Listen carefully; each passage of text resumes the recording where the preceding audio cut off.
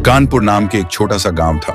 वहां पर रहता था दो दोस्त, बिट्टू और गोलू। वह दोनों एक दिन साइकिल से जा रहा था, उसका पुराना खिलौना हवाई जहाज को उड़ाने के लिए, लेकिन वो हवाई जहाज खराब था।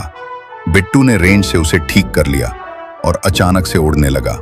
अचानक तेज हवा का झोंका आता है और बिट्टू की हवाई जहाज एक पुरानी हवेली के खिड़की से अंदर जाता है। दोनों दोस्त घबरा जाते हैं क्योंकि वो हवेली बहुत डरावना था और उसके आसपास कोई भी नहीं था। बिट्टू कहता है, चल अंदर चलते हैं, वापस ले आते हैं। दोनों मिलकर हवेली के पास दौड़ पड़े।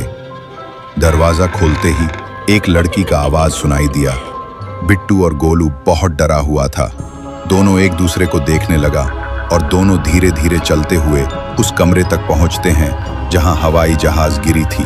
तभी एक बड़ा सा रोशनी दीवार पर चमकने लगता है। गोलू सोचने लगता है, ये क्या चीज है। गोलू पास जाकर उस रोशनी को छूता है और अचानक रोशनी के अंदर जाकर गायब हो जाता है। बिट्टू चिल्लाता है, गोलू।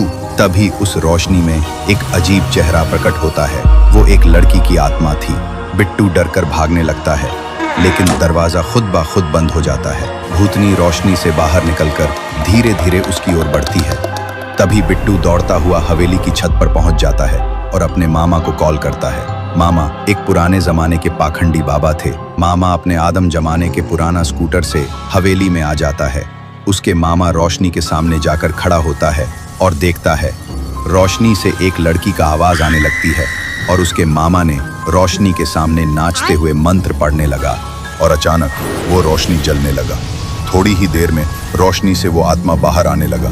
मामा गुस्से में पूछते हैं, कौन हो तुम, क्या चाहती हो। भूतनी रोते हुए बोलती है, मैं रेखा हूँ, इस हवेली की बेटी। मेरे पिता ने मुझे जिंदा इस कमरे में बंद कर दिया था।